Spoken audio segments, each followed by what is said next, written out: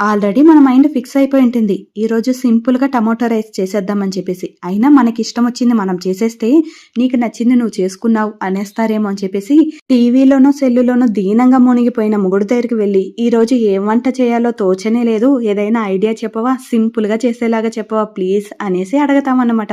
వాళ్ళేమో ఆలోచించి, ఆలోచించి ఒక 5 రకాలు చెప్తారు.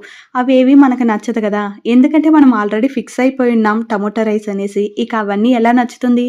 ఆహా! అదంతా ఏం లేదు ఇంట్లో అని చెప్పేసి మళ్ళీ మనమే క్లూ ఇస్తామన్నమాట. ఇంట్లో టమోటాస్ ఉన్నాయి. టమోటా రైస్ అయితే చేసేనా? నీకిష్టమేనా? ఓకేనా? అనేసి అడగతామన్నమాట. వాళ్ళకి ఇష్టం లేకపోయినా బలవంతంగా ఒప్పించేసి ఏదో వాళ్ళిష్టంగా చేసినట్లు తెగ ఫీల్ అయిపోతూ ఉంటాం. వాళ్ళేమో ఇంకేమీ చెప్పలేక ఓకే చేసేపో, నీకు సింపుల్‌గా ఉంటే అదే చేసేపో తినేస్తాను అనేస్తారనమాట. ఇక ఈ వీడియో చూసిన వెంటనే ఎవరికి షేర్ చేయాలనిపిస్తుందో వాళ్ళకి షేర్ చేసేసి కామెంట్ చేసేయండి వచ్చి మరి. టమోటా రైస్ ఇష్టమా?